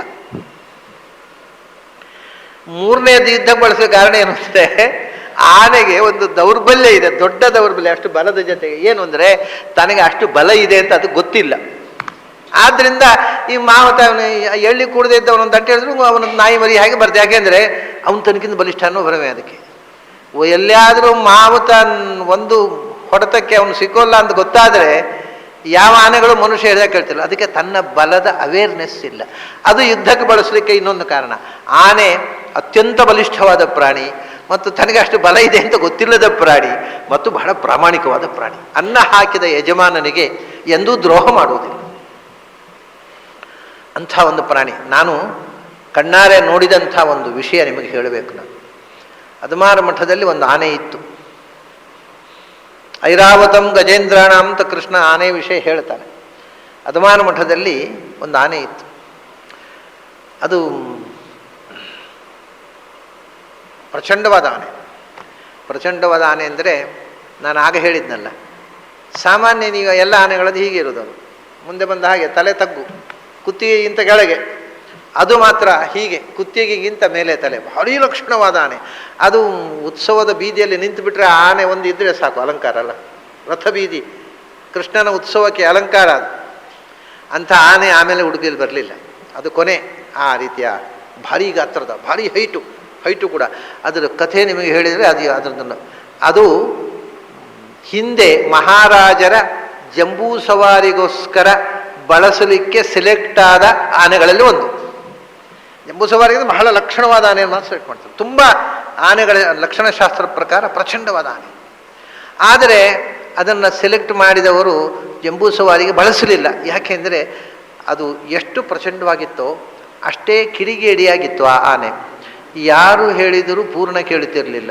ಇದು ಕಡೆಗೆ ಮಹಾರಾಜರ ಮೇಲೆ ಕೂತುಕೊಂಡೆ ಓಡಲಿ ಶುರು ಮಾಡಿದರೆ ಜಂಬೂಕ ಸವಾರಿ ಆಗುತ್ತಲ್ಲ ಅಂತ ಬಿಟ್ಟರು. ಅದನ್ನು ಮಹಾರಾಜರು ಏನು ಮಾಡಿದರು, ಅದನ್ನು ದೇವಸ್ಥಾನಗಳಿಗೆ ಕಾಂಟ್ರಿಬ್ಯೂಷನ್ ಕೊಟ್ಟರು. ಯಾಕಂದರೆ ಅವ್ರು ಏನು ಬೇಕಾದ್ರೆ ಮಾಡಿಕೊಳ್ಳಿ, ನಮಗೂ ಬೇಡ, ಮೈಸೂರಿಗೆ ಬೇಡ ಅಂತ. ಅದನ್ನು ಮೊದಲು ತಿರುಪತಿ ಎಲ್ಲೆಲ್ಲೋ ಕೊಟ್ಟಿದ್ದಾರೆ. ಎಲ್ಲ ಕಡೆಯಿಂದ ವಾಪಸ್ ಬಂತು ನೋಡಿ. ಅದು ಪ್ರತಿಯೊಂದು ದೇವಾಲಯದವರು ಕೂಡ ಅದನ್ನು ಮೈಸೂರಿಗೆ ಮಹಾರಾಜರಿಗೆ ವಾಪಸ್ ಕಳಿಸಿದ್ರು, ನಮಗೆ ಬೇಡ ಅಂತ. ನಾನು ಹೇಳ್ತಾ ಇರೋದು ಈ ಆನೆಯನ್ನು ಸುಮಾರು ಈಗ ಒಂದು 60 ವರ್ಷದ ಹಿಂದಿನ ಕಥೆ. 60 ವರ್ಷದ ಹಿಂದೆ ಉಡುಪಿಯಲ್ಲಿ ಇತ್ತು. ಉಡುಪಿಯಲ್ಲಿ ಅದಮಾನ ಎಲ್ಲ ದೇವಸ್ಥಾನಗಳಿಗೆ ಕೊಟ್ಟು ಎಲ್ಲ ದೇವಸ್ಥಾನದವರು ಅದನ್ನು ವಾಪಸ್ ಕಳಿಸಿದ್ರು. ಅದಮಾನ ಮಠ ಕೊಟ್ಟರು ಕಡೆಗೆ ಮೈಸೂರು ಮಹಾರಾಜರು. ಅದಮಾನ ಮಠಕ್ಕೆ ಬಂದ ಮೇಲೆ ಅಲ್ಲಿ ಒಬ್ಬ ಎಕ್ಸ್ಪರ್ಟು, ಆನೆಗಳನ್ನು ಮಣಿಸುವ ಎಕ್ಸ್ಪರ್ಟ್ ಮಾಹುತನ ಕೈಯಲ್ಲಿದೆ. ಅವುಗಳನ್ನ ಮಣಿಸೋದು ಒಬ್ಬ ಎಕ್ಸ್ಪರ್ಟ್ ಮಾಹುತ ಬಂದ. ಅದು ಏನೋ ಉಡುಪಿ ಕೃಷ್ಣನ ಕರುಣೆ ಅಷ್ಟೇ. ಅವನು ಎಷ್ಟು ವಿಚಿತ್ರ ಅಂದರೆ, ಆ ಆನೆಯನ್ನು ಬರೇ ಈ ಸಂಜೆ ಹೊತ್ತು ದನಗಳನ್ನು ಹುಲ್ಲುಗಾವಲಿ ಕರ್ಕೊಂಡು ಹೋಗುವಾಗ ಗೋವಳ್ರು ಹುಡುಗರು ಒಂದಿಷ್ಟು ಬೆತ್ತ ಮಾತ್ರ ಹಿಡ್ಕೊಂಡು ಹೋಗೋಲ್ವ, ಅಷ್ಟೇ. ನಾನು ಕಣ್ಣಾರ ನೋಡಿದ್ದು. ಏನಿಲ್ಲ, ಅಂಕುಶ ಇಲ್ಲ. ಅಂಕುಶ, ಕತ್ತಿ, ಚೂರು ಎಲ್ಲ ಹಿಡ್ಕೊಳ್ತಾರೆ ಆನೆದು. ಅದಕ್ಕೆ ಕತ್ತಿಯಲ್ಲಿ ಬಡಿತಾರೆ, ಅಂಕುಶ ತಿವಿತಾರೆ, ಏನೇನು ಮಾಡ್ತಾರೆ. ಏನಿಲ್ಲ, ಒಂದಿಷ್ಟು ಬೆತ್ತ. ಅದು ಮಕ್ಕಳಿಗೆ ಹೊಡೆಯುವ ಬೆತ್ತ ಇರೋದಿಲ್ಲ, ಮಕ್ಕಳಿಗೆ ಅಥವಾ ನಾವು ದನಗಳನ್ನು ಓಡಿಸ್ಲಿಕ್ಕೆ ಅಂತ ಒಂದು ಇಷ್ಟು ಒಂದು ಸಣ್ಣ ಬೆತ್ತ. ಅಷ್ಟರಲ್ಲಿ ಎಲ್ಲಿಂದ ಎಲ್ಲಿ ಬೇಕಾದ್ರೆ ಕರ್ಕೊಂಡು ಹೋಗ್ತಿದ್ದವ. ಉಡುಪಿಗೆ ಕರ್ಕೊಂಡು ಬರ್ತಿದ್ದ. ಅದು ಉಡುಪಿಲಿ ಉದ್ಯಾವರ ಮಠದಲ್ಲಿ ಇದ್ದದ್ದು, ಹಳ್ಳಿ ಸಮುದ್ರ ಆ ಹೊಳೆ ಆಚೆ ಅದಮಾನ ಮಠಕ್ಕೆ ಕರ್ಕೊಂಡು ಬರ್ತಿದ್ದ. ನಮಗೆಲ್ಲ ಕುತೂಹಲ. ಮಠದ ಹೆಬ್ಬಾಗಿಲಲ್ಲಿ ನಿಲ್ಲಿಸ್ತಿದ್ದ. ಅದನ್ನು ಹೆಬ್ಬಾಗಿಲಲ್ಲಿ ನಿಲ್ಲಿಸಿದ್ರೆ ಇಲ್ಲಿ ನಾವು ಹೋಗೋ ದಾರಿ, ಇಲ್ಲೇ ಆನೆ ನಿಲ್ಲಿಸ್ತಿದ್ದ. ಅವನು ಅದ್ರ ಪಕ್ಕದಲ್ಲೇ ನಾವು ಹೋಗಬೇಕು. ಅವನು ಇರ್ತಿರ್ಲಿಲ್ಲ, ಅವನು ನಿಲ್ಲಿಸಿ ಹೊರಡೋಗ್ಬಿಡ್ತಿದ್ದ. ಕಾಲಿಗೆ ಬೇಡಿ ಹಾಕ್ತಿರ್ಲಿಲ್ಲ ಆನೆಗೆ, ಸಂಕೋಲೆ. ಮತ್ತೆ ಅದರ ಆ ಕೋಲು ಉಂಟಲ್ಲ ಅವನದು, ಅದ್ರ ಕಾಲ ಮೇಲೆ ಇಟ್ಟು ಹೋಗೋದು. ಆ ಕಾಲು ಕೆಳಗೆ ಬೀಳಲಿಕ್ಕಿಲ್ಲ, ಅದು ಕಾಲು ಎತ್ತಿದ್ರೆ ಬೀಳುತ್ತೆ. ಅವನು ಬರೋವರೆಗೆ ಕಾಲ ಅಂದಾಡ್ತಿದ್ದ. ನಾವು ಧೈರ್ಯವಾಗಿ ಹೊಡ್ತೇವೆ, ಅದ್ರ ಪಕ್ಕದಲ್ಲೇ ಓಡಾಡ್ತಿದ್ದೆವು. ಇಷ್ಟು ಕಂಟ್ರೋಲ್ ಮಾಡಿದ ಆನೆಯನ್ನು. ಈ ಒಂದು ಬೆಕ್ಕಿನ ಮರಿಯ ಹಾಗೆ ಏನೂ ತೊಂದರೆ ಮಾಡಲಿಲ್ಲ, ಯಾರಿಗೂ ಏನೂ ತೊಂದರೆ ಮಾಡಲಿಲ್ಲ. ಎಷ್ಟು ಬಾರಿ ಉಡುಪಿಯ ಕೃಷ್ಣನ ರಥ ಬ್ರಹ್ಮೋತ್ಸವದಲ್ಲಿ ಅದು ಒಂದು ಸುತ್ತು ಬ್ರಹ್ಮರಥ ಸುತ್ತು ಬರಬೇಕಾದ್ರೆ ಆ ಆನೆ ದೂಡಬೇಕು, ಇಲ್ಲದ್ರೆ ಅಸಪೂರ ರಸ್ತೆಯಲ್ಲಿ ಇದು ಸುತ್ತು ಬರ್ತಿರ್ಲಿಲ್ಲ. ಬ್ರಹ್ಮೋತ್ಸವ, ಕೃಷ್ಣನಿಗೆ ಬ್ರಹ್ಮೋತ್ಸವ ಮಾಡಿದ ಪುಣ್ಯದಲ್ಲಿ 50% ಆನೆಗೆ ಸರ್. ಅದು ದೂಡಿಯೇ ಕೃಷ್ಣನನ್ನು ಅಲ್ಲಿ ಒಂದು ಪ್ರದಕ್ಷಿಣೆ ತರ್ತಿತ್ತು. ಬರೇ ತನ್ನ ಹಣೆಯಲ್ಲಿ ದೂಡಿ, ನೆತ್ತಿಯಿಂದ ಹೀಗೆ ಒತ್ತಿ ಚಕ್ರವನ್ನು ಮುಂದಕ್ಕೆ ದೂಡಿ ಸಾವಿರಾರು ಬ್ರಹ್ಮೋತ್ಸವ ಆನೆ ಕೈಯಲ್ಲಾಗಿದೆ. ಅದು ಅಂಥ ಒಂದು ವಿಚಿತ್ರವಾದ ಆನೆ. ಒಮ್ಮೆ ಏನಾಯಿತು ಗೊತ್ತಾ, ಹೀಗೆ ಸುಮಾರು 50 ವರ್ಷಗಳ, ಸುಮಾರು 45-50 ವರ್ಷಗಳ ಕೆಳಗೆ ಕಾಣಿಯೂರು ಸ್ವಾಮಿಗಳ ಪರ್ಯಾಯ. ಆವಾಗ ಹಿರೇಕಾಣಿಯೂರು ಸ್ವಾಮಿಗಳಿದ್ದರು, ಮಹಾ ತಪಸ್ವಿಗಳು. ಈಗ ಇರುವ ಸ್ವಾಮಿಗಳ ಪರಮಗುರುಗಳು, ಮಹಾ ತಪಸ್ವಿಗಳವರು. ಉಡುಪಿಯ ಜನರಿಗೆ ಅವರು ಎಷ್ಟು ದೊಡ್ಡ ತಪಸ್ವಿಗಳಾಗಿದ್ದರು ಅಂತ ಯಾರಿಗೂ ಗೊತ್ತಿಲ್ಲ, ಉಡುಪಿಯವರಿಗೆ ಗೊತ್ತಿಲ್ಲ, ಹೊರಗಿನವರಿಗೆ ಗೊತ್ತಿರಬೇಕು. ಬಹಳ ತಪಸ್ವಿಗಳು, ಬಹಳ ದೊಡ್ಡ ಅವಧೂತರು. ಅವರು ಪರ್ಯಾಯ ಅದು 4:15 ಗಂಟೆಗೆ ಮೆರವಣಿಗೆ ಹೊರಡಬೇಕು, ಪರ್ಯಾಯದ ಪ್ರೊಸೆಷನ್ ಅಜ್ಜರಕಾಡಿನಿಂದ. ಎರಡೂ ಸೈಡ್ನಲ್ಲಿ ಆವಾಗ ಈಗದಷ್ಟು ಅಗಲ ಇರಲಿಲ್ಲ ರಸ್ತೆಗಳು. ನೀವು ಯೋಚನೆ ಮಾಡಿ, 45 ವರ್ಷದ ಕೆಳಗೆ ಉಡುಪಿಯ ರಸ್ತೆಗಳು ಅಂದರೆ ಓಣಿಗಳ ಹಾಗಿದ್ದವು. ಸಪೂರ ರಸ್ತೆಗಳು, ತೀರ ಅಗಲ ಇಲ್ಲ, ಬಹಳ ಕಿರಿದಾದ ರಸ್ತೆಗಳು. ಅಗಲ ಕಿರಿದಾದ ರಸ್ತೆಗಳಲ್ಲಿ ಎರಡೂ ಸೈಡ್ನಲ್ಲಿ ಮಕ್ಕಳು ಹೆಂಗಸರು ನಿಗಿ ನಿಂತಿದ್ದಾರೆ ಮೆರವಣಿಗೆ ನೋಡಲಿಕ್ಕೆ ಅಂತ. ಸರಿ, ಇದರಿಂದ ಕೃಷ್ಣ ಮಠದವರೆಗೆ, ಅಜ್ಜರಕಾಡಿನ ಕೃಷ್ಣ ಮಠದ ಎರಡೂ ಸೈಡ್ನಲ್ಲಿ ತುಂಬ ಜನ ನಿಂತಿದ್ದಾರೆ. ಇದನ್ನ ಆನೆಯನ್ನು ಕರ್ಕೊಂಡು ಬಂದ ಮಾವುತ ಅಜ್ಜರಕಾಡಿಗೆ. ಪ್ರೊಸೆಷನ್ನು, ಪರ್ಯಾಯದ ಪ್ರೊಸೆಷನ್ನು ಹೊರಡಬೇಕು, ಕರ್ಕೊಂಡು ಬಂದ. ಅವನಿಗೆ ಏನಾಗಿದೆ, ಪರ್ಯಾಯ ನೋಡಿ, ಪರ್ಯಾಯದ ಸಂಭ್ರಮ ಗಡ್ದಾಗಬೇಕು ಅಂತ ಕಂಠಮಠ ಕುಡಿದು ಬಿಟ್ಟಿದ್ದ. ಕುಡಿದು ಆನೆ ಮೇಲೆ ಕೂತು ಬಂದಿದ್ದಾನೆ. ಏನಾಯಿತು, ಅವನು ಅಜ್ಜರಕಾಡಿಗೆ ಬಂದಿದ್ದಾನೆ, ಇನ್ನೂ ಪರ್ಯಾಯ ಪ್ರೊಸೆಷನ್ ಹೊರಡಲಿಲ್ಲ. ಸ್ವಾಮಿಗಳು ದಂಡತೀರ್ಥದಿಂದ ಸ್ನಾನ ಮಾಡ್ಕೊಂಡು ಬರಬೇಕು, ಇನ್ನೇನೊಂದು ಅರ್ಧ ಗಂಟೆಯಲ್ಲಿ ಪ್ರೊಸೆಷನ್ ಹೊರಡಬೇಕು. ಅಷ್ಟರಲ್ಲಿ ಇವನ ಮೇಲೆ ಕೂತವನು ಬಿದ್ದ, ತಲೆ ತಿರುಗಿ. ಕುಡಿದು ಜಾಸ್ತಿ ಆಗಿಬಿಟ್ಟಿದೆ ಅವನಿಗೆ, ಕೂತ್ಕೊಳ್ಳಿಕ್ಕಾಗದೆ ತೂರಾಡಿ ಬಿದ್ದ. ಹೀಗೆ ಎದುರು ಬಿದ್ದ, ಅವನು ಕೂತಿದ್ದವನು ಎದುರು ಬಿದ್ದ. ಎದುರು ಬಿದ್ದವನು ಆನೆ ಹೀಗೆ ತಲೆ ಬಗ್ಗಿಸಿದ್ರೆ ಕೆಳಕ್ಕೆ ಬೀಳಬೇಕಲ್ಲ ಅವನು. ಅದರ ಕೃತಜ್ಞತೆ ನೋಡಿ, ಅವನು ಹೀಗೆ ಎದುರು ಬಿದ್ದಗೊಳ್ಳೆ ಗೊತ್ತಾಯ್ತು ಅದಕ್ಕೆ, ಇನ್ನು ಕೆಳಗೆ ಬೀಳ್ತಾನೆ ಅಂತ. ಹೀಗೆ ಮಾಡಿತ್ತು, ತಲೆಯನ್ನು ಸೊಂಡಿಲನ್ನು ಮೇಲೆ ಎತ್ತಿತ್ತು. ಸೊ ಅಲ್ಲೇ ಒಳ್ಳೆ ಚಾಪೆ ಹಾಕಿ ಮಲಗಿಸಿದಾಗ ಮಲಗಿದ ಅವನು. ಸೊಂಡಿಲನ್ನು ಹೀಗೆ ಮೇಲೆ ಮಾಡಿ ಹಿಡ್ಕೊಂಡಿತ್ತು. ಹಿಡ್ಕೊಂಡು ಅಲ್ಲಿ ನಿಲ್ಲಿಲ್ಲ, ಹೊರಟಿತು. ಅವನಿಗೇನೋ ಅಪಾಯ ಇದೆ ಅಂತ ಗೊತ್ತಾಯ್ತು ಅದಕ್ಕೆ, ಬಿದ್ದ ಅಂದರೆ. ಹೀಗೆ ಸೊಂಡಿಲು ಮೇಲೆ ಮಾಡಿ ಸೀದಾ ಹೊರಟಿತು. ಮಾವುತ ನಿಲ್ಲದ ಆನೆ, ಜನ ಕಂಗಾಲೋ ಆನೆ ಹೋಗ್ತಾ ಇದೆ. ಒಂದು ಮಗುವಿಗೆ, ಒಬ್ಬ ಮನುಷ್ಯನಿಗೆ ತೊಂದರೆ ಮಾಡಲಿಲ್ಲ. ಒಂದೇ ಆನೆ ನಡ್ಕೊಂಡು ಹೋಗಿ ಅಧಮಾನ ಮಠದ ಕಂಪೌಂಡ್ನೊಳಗೆ ಹೋಗಿ ನಿಂತು ಬಿಟ್ಟಿದೆ, ಹೀಗೆ ತಲೆ ಎತ್ತಿಕೊಂಡು. ಅವನು ಮತ್ತೆ ಸುಮಾರು, ಇದು 4:15 ಗಂಟೆಗೆ ಬಿದ್ದವ, ಅವನು ಎದ್ದದ್ದು ಸುಮಾರು 8-8:15 ಗಂಟೆಗೆ. ಫಾರ್ ಅಬೌಟ್ ನಿಯರ್ಲಿ 4 hours ಅದು ಅವನು ಬೀಳದಂತೆ ಹೀಗೆ ಸೊಂಡಿಲ ಮೇಲೆ ಎಷ್ಟು ನೋವಾಗ್ತಿತ್ತೋ ಏನೋ ಅದಕ್ಕೆ. ಹೀಗೆ ತಲೆ ಎತ್ತಿ ಸೊಂಡಿಲ ಮೇಲೆ ಎತ್ತಿ ನಿಂತಿತ್ತು. ಇದು ನಾನು ಕಣ್ಣಾರೆ ನೋಡಿದ ದೃಶ್ಯ, ಕಥೆ ಅಲ್ಲ. ಅವನು 8-8:15 ಗಂಟೆಗೆ ಎಚ್ಚರ ಆಯಿತು ಅವನಿಗೆ. ಇಳಿಯಿತು, ಅಮಲು ಇಳಿಯಿತು, ಎದ್ದ ಕೂಡಲೇ ಸೊಂಡಿಲು ಕೆಳಗೆ ಮಾಡಿತು. ಆವಾಗ ಅವನನ್ನು ಕೊಲ್ಲಬಹುದಿತ್ತದು. ಉತ್ಸವದ ಬೀದಿಯಲ್ಲಿ ಸೇರಿದವರನ್ನು ಯಾರನ್ನು ಏನೂ ಮಾಡ್ಬೋದಿತ್ತು, ಮಾವುತನೇ ಇಲ್ಲ. ಆದರೆ ಇಷ್ಟು ಸೆನ್ಸಿಬಲ್ ಆಗಿ ನಡ್ಕೊಂಡಿತ್ತು, ಉತ್ಸವಕ್ಕೆ ತೊಂದರೆ ಆಗಬಾರ್ದು ಅಂತ ಅದು ನಡ್ಕೊಂಡ ರೀತಿ ನೋಡಿ. ಗಲಾಟೆ ಆಗಿಬಿಡುತ್ತೆ, ಜನರು ಹೆದರ್ತಾರೆ ಅಂತ ತಾನು ಒಂದೇ ಹೋಗಿ ಮಠದ ಕಾಂಪೌಂಡ್ನೊಳಗೆ ಹೋಗಿ ನಿಂತು ಬಿಟ್ಟಿದೆ. ಬೀದಿಯಲ್ಲಿ ನಿಂತರೆ ಜನ ಹೆದರ್ತಾರೆ ಅಂತ. ಇದು ಆನೆ, ಕಿಡಿಗೇಡಿ ಆನೆ ಅದು. ಆದರೆ ಕಿಡಿಗೇಡಿ ಆನೆಯೂ ಹೌದದು. ಹೀಗೆ ಅವನನ್ನು ರಕ್ಷಣೆ ಮಾಡಿತಲ್ಲ, ಭಾರಿ ವಿಚಿತ್ರ ಇದು. ಅವನು ನಿಜವಾಗಿ ಅದರ ಮಾವುತ ಅಲ್ಲ. ನಾನು ಹೇಳಿದ್ನಲ್ಲ ಮೊದಲು, ಆ ಆನೆಯನ್ನು ಬೆಕ್ಕಿನಂತೆ ಆಡಿಸ್ತಾ ಇದ್ದ ಮಾವುತ. ಅವನು ಒಂದು ಸರ್ತಿ ಏನು ಮಾಡಿದ, ಅವನು ಇವನನ್ನು ಆನೆಯ ಚಾಕರಿಗೆ ಲದ್ದಿ ತೆಗಿಲಿಕ್ಕೆ ಅಂತ ಅಪಾಯಿಂಟ್ ಮಾಡಿದವ ಈ ಮಾವುತ, ಈ ಬಿದ್ದವ. ಸರಿ, ತಮಾಷೆ ಏನು ಅಂದರೆ ಇವನು ಹೇಳಿದಾಗ ಕೇಳ್ತಿರ್ಲಿಲ್ಲ ಅದು. ಆ ಮಾವುತ ಇದ್ದಾನಲ್ಲ, ಅವನು ಊರಿಗೆ ಹೋಗುವಾಗ ಹೇಳಿ ಹೋಗಬೇಕು, 15 ದಿವಸ ಬರೋಲ್ಲ, ಇವನು ಹೇಳಿದಾಗ ಕೇಳು ಅಂದರೆ 15 ದಿವಸ ಇವನು ಹೇಳಿದಾಗ ಕೇಳ್ತಾರೆ. 14 ದಿವಸ ಹತ್ತಿರ ಬರ್ಲಿಕ್ಕೆ ಬಿಡ್ತಿರ್ಲಿಲ್ಲ. ಇಷ್ಟು ಫೇತ್ಫುಲ್ಲು ಅವನಿಗೆ. ಅವನೇನಾದ ನಿಜವಾಗಿ ಆನೆಯನ್ನು ಪಳಗಿಸಿ ಟೇಮ್ ಮಾಡಿದಂಥ ಎಕ್ಸ್ಪರ್ಟ್ ಇದ್ದಾನಲ್ಲ, ಅವನು ಸ್ವಲ್ಪ ಜಾಸ್ತಿ ಸಂಬಳ ಕೇಳಿದ. ಮಠದವರು ಸಹಜವಾಗಿ ಆಗುವುದಿಲ್ಲ ಹೇಳಿದರು. ಅವನಿಗೆ ಖಂಡಿತ, ಅವನಿಗೆ ಗೊತ್ತು ತಾನಲ್ಲದೆ ಇನ್ಯಾರಿಗೂ ಈ ಆನೆ ಬಗ್ಗೋಲ್ಲ. ಅವರೊಂದು ಇವತ್ತಲ್ಲ ನಾಳೆ ಜಾಸ್ತಿ ಸಂಬಳ ಕೊಟ್ಟು ತನ್ನನ್ನು ಕರೆಸ್ತಾರೆ ಅನ್ನೋ ಓವರ್ ಕಾನ್ಫಿಡೆನ್ಸ್ನಿಂದ ಅವನು ಹೊರಟು ಹೋದ. ಮನೆ ಹೋಗಿ ಬರ್ತೇನೆ, ಬರಲೇ ಇಲ್ಲ. ಇವನು ಲದ್ದಿದ್ದೆಗೆ ಅವನು ಹೇಳಿದಾಗ ಕೇಳುತ್ತಲ್ಲ, ನಡೀಲಿ ನೀನೇ ಮಾವತಿಗೆ ಮಾಡು ಅಂದರು ಮಠದವರು. ಅವನು ಕರೀಲೇ ಇಲ್ಲ. ಇದು ನಿಜವಾಗಿ ಅವನ ಇನ್ಸ್ಟ್ರಕ್ಷನ್ನಿಂದಾಗಿ ಇವನು ಹೇಳಿದ ಹಾಗೆ ಕೇಳ್ತಾ ಇದ್ದು ಹೊರತು ಇವನಿಗೆ ಬದ್ಧ ಆಗಿರಲಿಲ್ಲ ಆನೆ. ಆದರೂ ಇವನೇ ಮಾವತಿಗೆ ಮಾಡಿದ. ಸುಮಾರು ಸಮಯ ತಡ್ಕೊಂಡಿದ್ದು. ಅವನು ಬರುವುದಿಲ್ಲ ಅಂತ ಗೊತ್ತಾದ ಮೇಲೆ ಇವನು ಹೇಳಿದ ಹಾಗೆ ಕೇಳ್ತಿತ್ತು.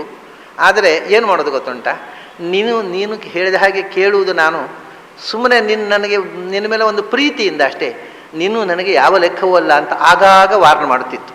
ಏನು ಮಾಡೋದು ಗೊತ್ತುಂಟ, ರಸ್ತೆಯಲ್ಲಿ ಹೋಗೋದು, ಇವನು ಕೈಯಲ್ಲಿ ಆಹಾ, ಇದು ನಾಗರಿಕತೆ. ಅವರಿಗೆ ಅವರ ನಾದ ಬಿಟ್ಟು ಇನ್ಯಾವ ನಾದವೂ ಬೇಡ ಪ್ರಪಂಚದಲ್ಲಿ.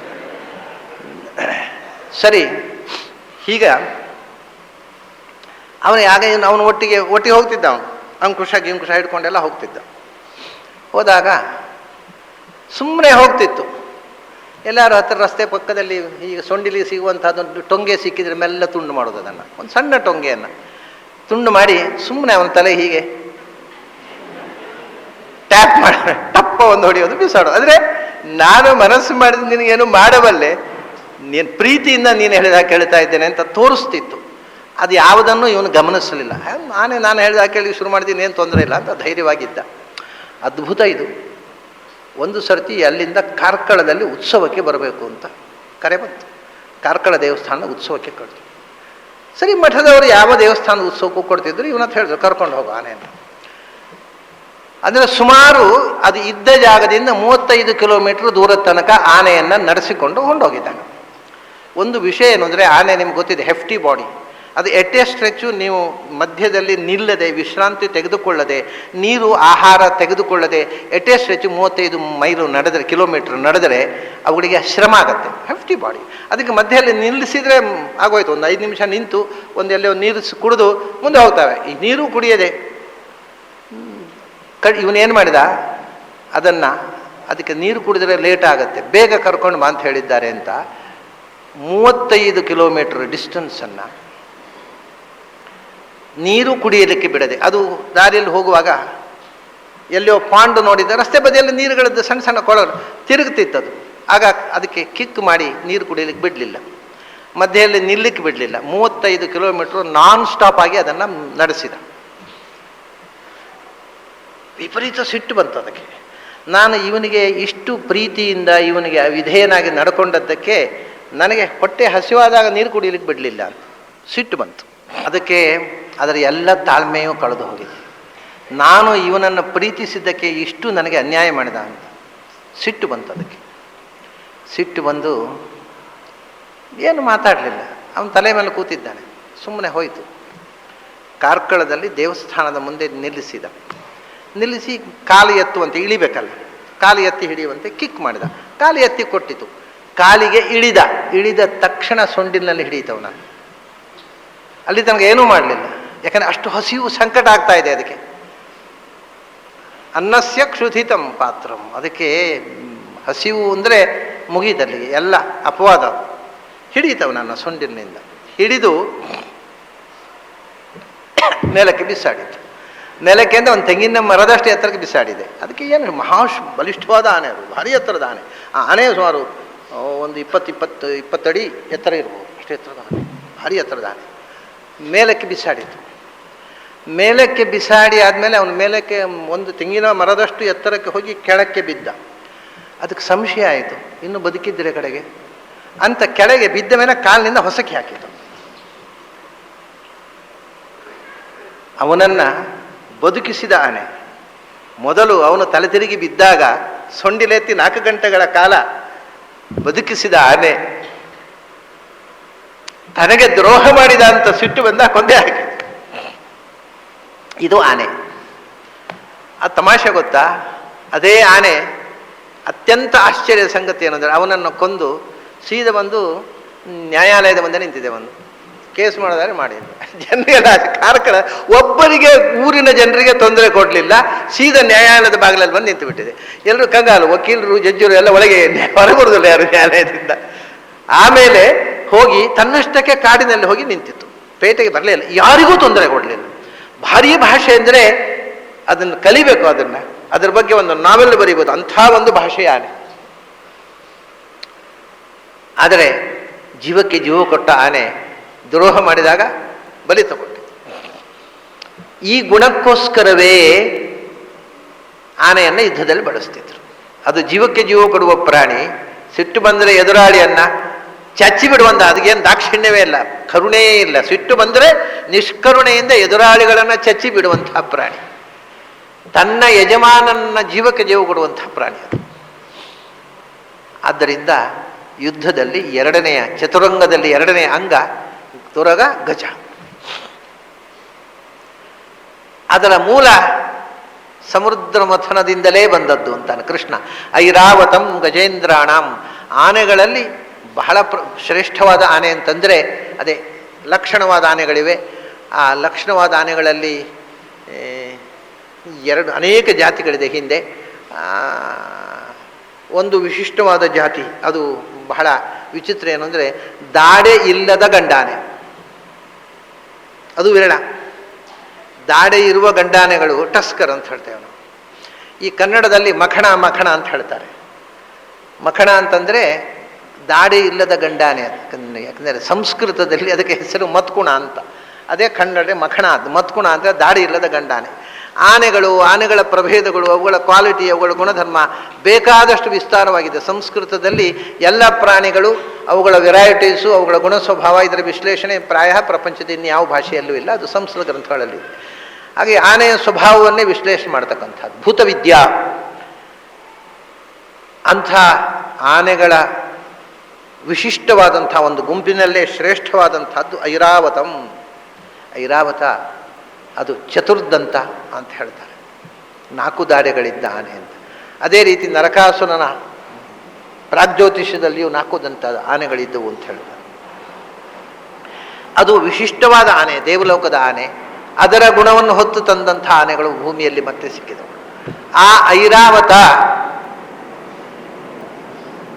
ಅದರಲ್ಲಿ ಐರಾವತ ಶಬ್ದ ವಾಚ್ಯನಾಗಿ ನಾನೇ ಇರೋದಪ್ಪ ಅಂತ ಕೃಷ್ಣ. ಯಾಕೆ ಐರಾವತ? ಐರಾ ಅಂದರೆ ಏನು? ಐರಾವತ ಅಂದರೆ ಇರಾ ಅಂದರೆ ಭೂಮಿ. ಭೂದೇವಿಯಲ್ಲಿ ಸನ್ನಿಹಿತರಾಗಿರತಕ್ಕಂಥ ಲಕ್ಷ್ಮಿ, ಭೂನಾಮಕಳಾದ ಲಕ್ಷ್ಮಿ ಐರಾ. ಅಥವಾ ಈರಾ ಅಂದರೆ ವಾಯುದೇವರ ತಾಯಿ ಐರಾ. ಅಥವಾ ಐ ಅಂದರೆ ಐಶ್ವರ್ಯ, ರಾ ಅಂದರೆ ಕೊಡುವವಳು, ಸಂಪತ್ಪ್ರದಳಾಗಿರತಕ್ಕಂಥ ಲಕ್ಷ್ಮಿ. ವಾಯುದೇವರ ತಾಯಿ, ಭೂದೇವಿಯಲ್ಲಿ ಸನ್ನಿಹಿತಳಾಗಿರತಕ್ಕವಳು, ಸಂಪತ್ಕಾರಕಳಾಗಿರತಕ್ಕಂಥ ಲಕ್ಷ್ಮಿಗೆ ಐರಾ ಅಂತ ಹೆಸರು. ಐರಾವತ ಅಂದರೆ ಅಂತಹ ಲಕ್ಷ್ಮಿ ಉಳ್ಳವನು, ಲಕ್ಷ್ಮೀಪತಿ ಅಂತ ಅರ್ಥ. ನಾನು ಅಂಥ ಸಂಪತ್ತಿನ ದೇವತೆಯಾಗಿರತಕ್ಕಂಥ ಲಕ್ಷ್ಮೀಪತಿ, ಆದ್ದರಿಂದ ಐರಾವತ. ಆನೆಗೂ ಐರಾವತ ಅಂತ ಹೆಸರು ಬಂದದ್ದು ಅದಕ್ಕೆ. ಯಾಕೆಂದರೆ ಎಲ್ಲಿ ಸಂಪತ್ತಿದೆಯೋ ಅಲ್ಲಿ ಆನೆ ಇರೋದು. ಯಾಕಂದರೆ ಆನೆ ಸಾಕಲಿಕ್ಕೆ ನಮ್ಮ ಸುಮಾರು ಸಂಪತ್ತು ಖಾಲಿ ಆಗುತ್ತೆ. ಸಂಪತ್ತಿಲ್ಲದ ಆನೆ ಸಾಕಿರುವ ನಮ್ಮ ಸಂಪಾದನೆಯಲ್ಲಿ ಆನೆ ಸಾಕ್ಲಿಕ್ಕೆ ಬರುತ್ತಾ? ಆದ್ದರಿಂದ ಆನೆ ಸಾಕುವವರಿಂದ ಲೋಕದಲ್ಲಿ ಹೆಸರೇ ಗಜಾಂತ ಸಂಪತ್ತು ಅಂತ. ಶ್ರೀಮಂತಿಕೆಯ ದೊಡ್ಡ ಲಕ್ಷಣ ಏನು ಅಂದರೆ, ಈಗ ಎಷ್ಟು ಕಾರಿದೆ ಅಂತ, ಎಷ್ಟು ಮಹಡಿಯ ಮನೆ ಇದೆ, ಎಷ್ಟು ಕಾರಿದೆ ಅಂತ. ಹಿಂದೆ ಹಾಗಲ್ಲ. ಎಷ್ಟು ಶ್ರೀಮಂತರು ಅಂದರೆ ಎಷ್ಟು ಆನೆ ಇದೆ ಅವ್ರ ಮನೆಯಲ್ಲಿ. ಆನೆ ಅಂದರೆ ಶ್ರೀಮಂತರು. ಯಾಕೆಂದರೆ ವಾಹನ, ಶ್ರೀಮಂತರ ವಾಹನ ಆನೆ. ಅದಕ್ಕಿಂತ ಕಮ್ಮಿ ಶ್ರೀಮಂತರ ವಾಹನ ಕುದುರೆ.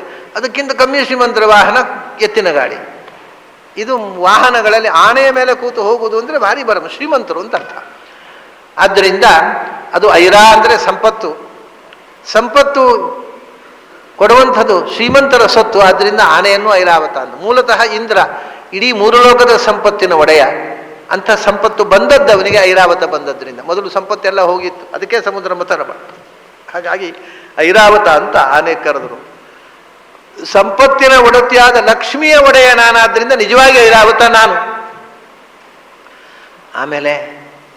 ಆಮೇಲೆ ಈ ಬೇಕಾಗಿರತ ಕಾಲ ನರಾಣಾಂಚ ನರಾಧಿಪಂ. ಮನುಷ್ಯರಲ್ಲಿ ಕುದುರೆಗಳಲ್ಲಿ ಶ್ರೇಷ್ಠ ಐರಾವತ, ಉಚ್ಚೈಶ್ರವಸ್ಸು. ಆನೆಗಳಲ್ಲಿ ಶ್ರೇಷ್ಠ ಐರಾವತ. ದೇವತೆಗಳಲ್ಲಿ ಶ್ರೇಷ್ಠ ಇಂದ್ರ ಅಂತ ಹೇಳಿದ್ದೀರಿ. ನಿಜವಾಗಿ ಇಂದ್ರ ಅಲ್ಲ, ಅದು ವಿವಕ್ಷಾಭೇದನ. ಅದ್ರ ಬಗ್ಗೆ ಮತ್ತೆ ಸ್ವಲ್ಪ ನಾವು ನೋಡೋಣ ಇನ್ನೊಂದು ದಿವಸ. ಇಂದ್ರನಿಗಿಂತ ದೊಡ್ಡ ದೇವತೆಗಳಿದ್ದಾರೆ. ಗರುಡ ಶೇಷರುದ್ರರು ಇದ್ದಾರೆ, ಬ್ರಹ್ಮವಾಯುಗಳಿದ್ದಾರೆ. ಆದರೆ ದೇವತೆಗಳಲ್ಲಿ ಇಂದ್ರ ಅಂತ ಹೇಳಿಬಿಟ್ಟಿದ್ದಾರೆ. ಅದು ಯಾಕೆ ಹೇಳಿದ ಅನ್ನೋದ್ರ ಬಗ್ಗೆ ನಾವು ವಿಶ್ಲೇಷಣೆ ಮಾಡಿದರೆ ಕೃಷ್ಣ ಯಾಕೆ ಹೇಳಿದ ಅನ್ನೋದು ಸ್ಪಷ್ಟ ಅರ್ಥ ಆಗುತ್ತೆ. ಹಾಗೆ ಇಲ್ಲಿ ಮನುಷ್ಯರಲ್ಲಿ ಶ್ರೇಷ್ಠ ಯಾರು? ನರಾಣಾಂಚ ನರಾಧಿಪಂ. ಮನುಷ್ಯರಲ್ಲಿ ಯಾರು ಶ್ರೇಷ್ಠ ಅಂತಂದರೆ ನರಾಧಿಪ. ಇಡೀ ದೇಶವನ್ನು ಆಳುವಂಥ ಶಕ್ತಿ ಕೆಲವರಿಗಿರುತ್ತೆ. ಅವರು ಜನಾಂಗದ ಒಡೆಯರಾಗಿ ನಿಲ್ತಾರೆ. ಇಡೀ ನರಕುಲಕ್ಕೆ ಮನುಕುಲಕ್ಕೆ ನಾಯಕರಾಗಿ ನಿಲ್ತಾರಲ್ಲ, ಆ ನೇತಾರರು ನಾಯಕರು. ಅಂತಹ ನಾಯಕತ್ವ ಒಬ್ಬ ಪಾಲಕಿಯಲ್ಲಿ ಕೂಡುವುದೇನೋ 4 ಜನ ಹೊರುವುದೇನೋ ಅವನನ್ನು. ಶ್ರೀಮಂತರಿಗೆ ಮಾತ್ರ ದಕ್ಕೋದು, ಬಡವರು ಬದುಕಿದ್ದಾಗ ಹೊರೋಲ್ಲ, ಸತ್ತ ಮೇಲೆ ಹೊರತಾರೆ. ಶ್ರೀಮಂತನ ಬದುಕಿದ್ದಾಗ 4 ಜನ ಹೊತ್ಕೊಂಡು ಹೋಗ್ತಾರೆ. ಪಾಲಕಿಯಲ್ಲಿ ಕೂಡಿಸಿ 4 ಜನ ಹೊತ್ಕೊಂಡು ಹೋಗೋದೇ ಸಂಭ್ರಮವೋ ಸಂಭ್ರಮ. ಏನಾಯಿತು, ನಿನ್ನೆ ಹುಷಾರಿದ್ದರು, ಇವತ್ತೇನು ಹೊತ್ಕೊಂಡು ಹೋಗ್ತಾ ಇದ್ದಾರೆ ಅಂತ ಕೇಳೋ ಹಾಗಿಲ್ಲ. ಅವ್ರು ಹುಷಾರಿದ್ದಾಗಲೂ ಹೊತ್ಕೊಂಡೇ ಹೋಗ್ಬೇಕು ಅವರನ್ನು. ಸರಿ, ಆಗ ಪೋಷ್ಯೋನ್ಯ ಪೋಷಕ ಕುತಃ ಧನಭಾವ ಭಾವತಶ್ಚೇತ್ ಕಿಂ ತತ್ರಾಪಿ ನಿಯಾಮಕಂ. ವಾದಿರಾಜರು ಯುಕ್ತಿ ಮಲ್ಲಿಕಾದಲ್ಲಿ ಪ್ರಶ್ನೆ ಕೇಳ್ತಾರೆ. ಅಲ್ಲಪ್ಪ, ಯದ್ಯದೃಷ್ಟಂ ನ ಚೇತ್ ತರ್ಹಿ ಪೋಷ್ಯೋನ್ಯ ಪೋಷಕ ಕುತಃ. ಒಬ್ಬ ಪಾಲಿಕೆ ಮೇಲೆ ಕೂಡುವುದೇನು, ಅಡಿಯಲ್ಲಿ ಒಬ್ಬ ಪಾಲಿಕೆ ಹೊರುವುದೇನು? ಅದೃಷ್ಟ ಪುಣ್ಯ ಪಾಪ ಏನು ಇಲ್ಲ ಅಂದರೆ ಅವನು ಯಾಕೆ ಮೇಲೆ ಕೂತ, ಇವನು ಯಾಕೆ ಅಡಿಯಲ್ಲಿ ಹೊತ್ತ? ಅವನು ಹೇಳೋದು, ಎಲ್ಲರೂ ಸಮಾನ, ನಮ್ಮದು ಸೋಷಿಯಲಿಸಮ್, ಆದ್ದರಿಂದ ನೀನು ಕೆಳಗೆ ನಾವು ಕೂತ್ಕೊಳ್ತೇವೆ, ನನ್ನ ಹೊತ್ಕೊಂಡು ಹೋಗು ಅಂದರೆ ಅರೆಸ್ಟ್ ಮಾಡಿ ಒಳಗಿಡ್ತಾರೆ ಅಷ್ಟೇ. ಹಾಗಾದ್ರೆ ಏನದು ಒಬ್ಬ ಪಲ್ಲಕ್ಕಿಯ ಮೇಲೆ ಕೂಡುವುದು ಅಂದ್ರೆ ಏನು? ಅಲ್ಲಪ್ಪ, ಅವನ ಹತ್ರ ದುಡ್ಡು ಉಂಟು, ಇವನ ಹತ್ರ ಇಲ್ಲ, ದುಡ್ಡಿದ್ದೋ ಹೊರಿಸ್ಕೊಂಡ, ದುಡ್ಡು ಇಲ್ಲದೋ ಹೊತ್ತ. ಅವನ ದುಡ್ಡು ಯಾಕೆ ಇದೆ, ಅವನ ದುಡ್ಡು ಯಾಕಿಲ್ಲ? ಅದಕ್ಕೆ ಎಲ್ಲಿ ಅವನದು ದುಡ್ಡು ಯಾಕೆ ಬಂತು? ಅವನು ಶ್ರೀಮಂತ ಯಾಕಾದ, ಇವನು ಬಡವ ಯಾಕಾದ? ಅಂದರೆ ಈ 10 ನೂರಾರು ಜನವನ್ನು, ಒಂದು ದೇಶದ ಜನಾಂಗವನ್ನು ಆಳುವ ಶಕ್ತಿ ಒಬ್ಬನಿಗೆ ಕೊಡ್ತಾನೆ ಭಗವಂತ. ಉಳಿದವರೆಲ್ಲ ಅವನು ಆಳುವುದನ್ನು ಒಪ್ಪಿಕೊಂಡು ಅವನಿಗೆ ಕೆನ್ನೆ ತಟ್ಟಿ ನಡ್ಕೋತಾರಲ್ಲ. ಈ ಇಡೀ ಜನಾಂಗವನ್ನು ಆಳುವ ನಾಯಕತ್ವ ಅನ್ನತಕ್ಕಂಥದ್ದು ಎಲ್ಲಿಂದ ಬಂತು? ನಾನು ಒಳಕೂತು ಮಾಡಿದರೆ ಉಂಟು, ಇಲ್ಲದಿದ್ದರೆ ಈಗ ವೇನನಿಗೆ ಅಂಥ ಶಕ್ತಿ ಕೊಟ್ಟೆ ನಾನು. ವೇನ ಅನ್ನುವ ರಾಜ ನಾಯಕ ಆದ. ಆದರೆ ಅವನು ನಾಯಕನಾದ ತಕ್ಷಣ ಏನು ಮಾಡಿದ? ಜನಾಂಗವನ್ನು ಶೋಷಣೆ ಮಾಡಿದ. ನೀವು ಯಾವ ದೇವಸ್ಥಾನಗಳಲ್ಲಿಯೂ ದೇವರ ಪೂಜೆ ಮಾಡತಕ್ಕದ್ದಲ್ಲ, ನಾನೇ ನಿಮಗೆ ದೇವರು ಅಂತ ಘೋಷಣೆ ಮಾಡಿದ. ಬಹಳ ಧೂರ್ತತನ ಮಾಡಿದ. ಎಲ್ಲಿ ಯಾರು ಜನರ ಹಿತಚಿಂತನೆ ಮಾಡಲಿಲ್ಲ, ತಾನು ಅಂತಃಪುರದಲ್ಲಿ ಕೂತು ಐಷಾರಾಮ ಜೀವನ ಮಾಡಿದ. ಜನಗಳ ದುಃಖ ತೋಡಿಕೊಳ್ಳಿಕ್ಕೆ ಬಂದರೆ ಭೇಟಿಯೇ ಕೊಡಲಿಲ್ಲ. ಏನು ಮಾಡಿದ? ವಿಡ್ರಾ ಮಾಡಿದ ಭಗವಂತ ಅವನಿಗೆ ಕೊಟ್ಟಂಥ ಆ ಒಳಗೆ ವಿಭೂತಿ ರೂಪವನ್ನು. ಋಷಿಗಳು ಬಂದು ಶಾಪ ಕೊಟ್ಟು ಹುಂಕಾರದಿಂದ ಅವನು ಕೊಂದೇ ಬಿಟ್ಟು. ಹಾಗಾಗಿ ಭಗವಂತ ಅವನಿಗೆ ಇಡೀ ಜನಾಂಗದ ಜನಪ್ರಿಯತೆ ಕೊಟ್ಟರೆ ನಾಯಕ. ನಾಳೆ ಅವನ ಜನಪ್ರಿಯತೆ ಹೋದರೆ ಇಳಿಬೇಕು. ಅದರಿಂದ ಅದು ನಿನ್ನ ವೈಯಕ್ತಿಕ ಅಲ್ಲ. ಒಂದು ದಿವಸ ನೀನು ಜನ ನಿನ್ನನ್ನು ಎತ್ತಿ ಕಟ್ಟಿ ನಿನ್ನನ್ನು ನಾಯಕ ಅಂತ ತಲೆಯಲ್ಲಿ ಹೊತ್ಕೋಬೋದು. ಒಂದು ದಿವಸ ತಲೆಯಲ್ಲಿ ಹೊತ್ಕೊಂಡವನು ಹೊತ್ತು ಹಾಕ್ಬೋದು. ಎಲ್ಲಿ ಯಾವುದೂ ನಿನ್ನ ಕೈಯಲ್ಲಿಲ್ಲ. ನೀನು ಪ್ರಯತ್ನ ಮಾಡಿಯೂ ನಾಯಕನಾಗದೆ ಹೋಗ್ಬೋದು. ಏನೂ ಮಾಡದೆ ಅನಾಯಾಸವಾಗಿ ಜನರು ನಿನ್ನನ್ನು ನಾಯಕ ಅಂತ ಆರಿಸಿ ಹೊಗಳಬಹುದು. ಎಲ್ಲ ನಿನಗೆ ನಾಯಕತ್ವದ ಗುಣವನ್ನು ಕೊಟ್ಟು ಒಳಗೆ ನಾನು ಕೂತು ನಾಯಕನಾಗಿ ಕೂತರೆ ನೀನು ಜನಾಧಿಪ. ಇಲ್ಲದೇ ಇದ್ದರೆ ನೀನು ಕೂಡ ಪೊರಕೆ ಹಿಡ್ಕೊಂಡು ಅವರೊಟ್ಟಿಗೆ ಕೆಲಸ ಕೂಲಿ ಮಾಡಬೇಕಷ್ಟೆ. ಅದರಿಂದ ಯಾರೂ ನಾಯಕರಲ್ಲ. ಆದರೆ ಯಾರಲ್ಲಿ ನಾಯಕತ್ವದ ಒಂದು ವಿಭೂತಿಯನ್ನು ತುಂಬಿ ನಾನು ಒಳಗೆ ಅವನ ಸುಕೃತದ ಪರಿಪಾಕದಿಂದ ಅವನಲ್ಲಿ ನಾನು ವಿಭೂತಿ ರೂಪದಲ್ಲಿ ನಿಲ್ತೇನೆ, ಅವರು ನರಾಧಿಪ.